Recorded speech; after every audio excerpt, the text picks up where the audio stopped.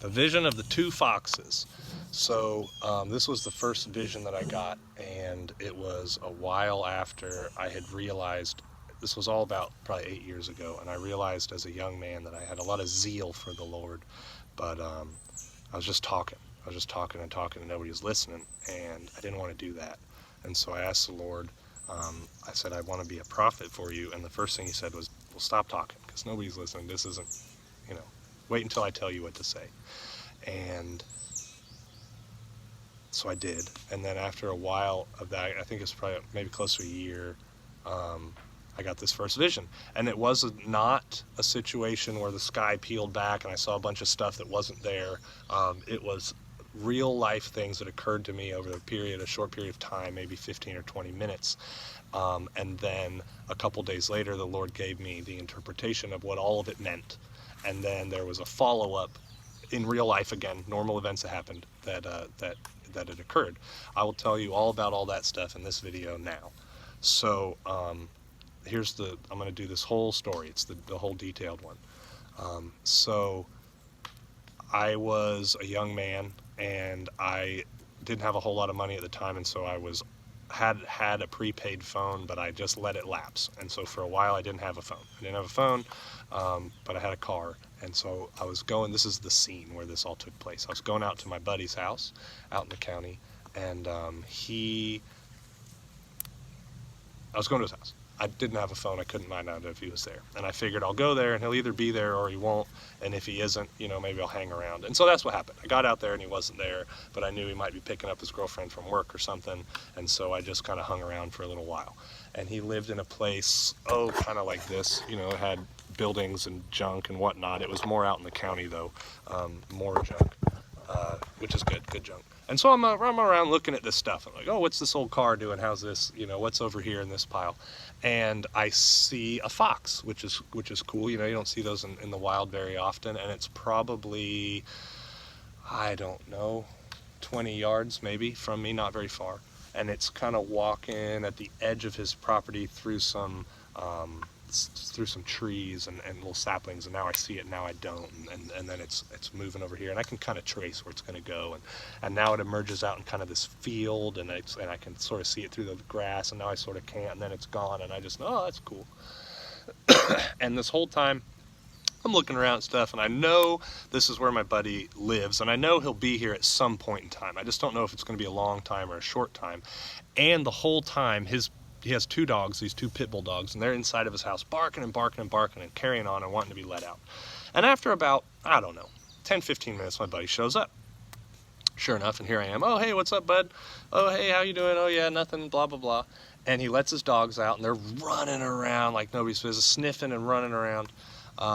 And we're talking, and the dogs, one of the pit bulls that was less aggressive and less muscular of the two, is sniffing around in this gazebo, which is significant, and underneath of the gazebo, and he flushes out this fox. And I had just seen a fox similar size 10-15 minutes ago, maybe 20 minutes ago, and this fox, similar size, looking bad. I don't know if you've ever seen a mangy animal, but this one had big patches of fur missing, and it couldn't get a full gallop. Like, how animals look when they're galloping? It was kind of like a fast trot, sort of.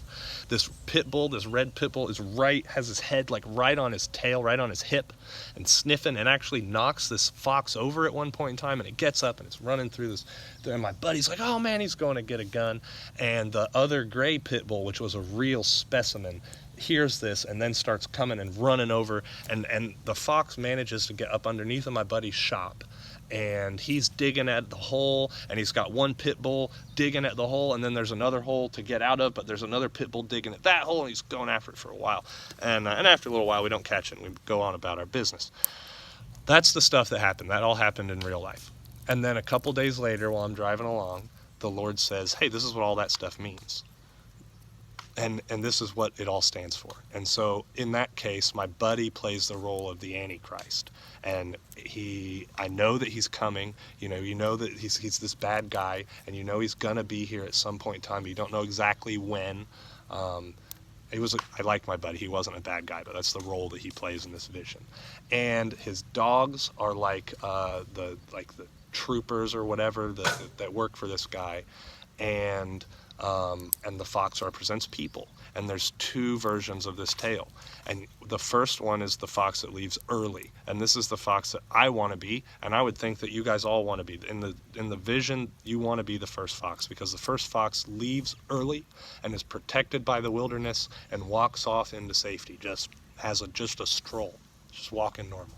The second fox chooses to remain with the same information as the first fox, chooses to remain in a man-made structure, which is significant. It was hiding under a gazebo. This is like bugging in. I'm going to bug in. I know my city really good, or I have my bunker or whatever. It's some sort of man-made system, man-made structure. The other one is just going out into nature. It's going out into wilderness. The second fox, a few days later, the sickly one, my buddy and his dogs ended up catching it, and my buddy killed it, and he cut its head off and put the head in a bucket, and he showed it to me. And by this point in time, I knew what the vision stood for, and so when he caught the second one and cut its head off, well, I thought, yeah, weird, it made sense in the case of the vision, because martyrs oftentimes get their heads cut off. And so this one that stuck around was sickly and was pursued and was hiding in a man-made structure and didn't leave early enough and wound up martyred dead. The sickly part didn't make a lot of sense back then, but in what we've seen lately, it makes more sense. That's the first vision, the vision of the two foxes. Okay, first fox, walking normal, leaves when everything appears normal, everything looks normal. No situation has changed. Work is happening normal, grocery stores are normal, everything's normal. When this fox leaves, goes away from man-made civilization where my buddy lived, his structures, and out into the wilderness. Second fox sticks around too long, hides in some sort of man-made type structure, man-made situation, winds up sick, winds up pursued, winds up killed. In the case of this one, the options are clear, and you want to be the first fox.